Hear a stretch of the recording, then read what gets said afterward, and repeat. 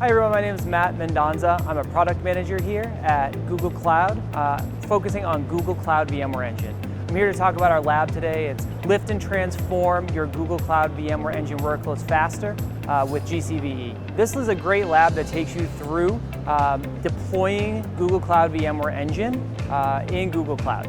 We'll be able to take you from a net new project all the way up through deploying an application in Google Cloud on our VMware infrastructure.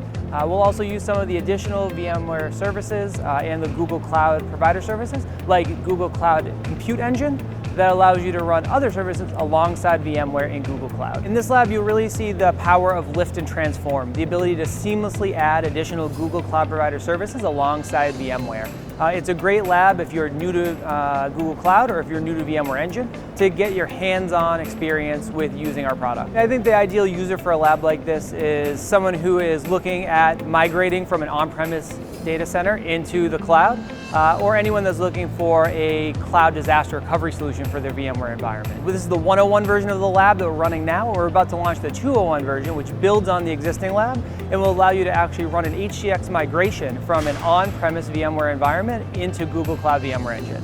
Yeah, I mean, we're always updating this lab with the newest content as we release it. We'll be updating it to use our Terraform provider that just came out, and also some of the exciting AI and ML development that we have for Google Cloud VMware Engine. We'll be putting that into lab as well. Yeah, I think this is a great lab to take. It's a great way to get your hands on with the actual product. And this is a live lab. We're using real Google Cloud infrastructure to try it out. So, nothing's faked here. This is a real lab with real infrastructure. We'd love to see people get their hands on and use this Google Cloud VMware Engine.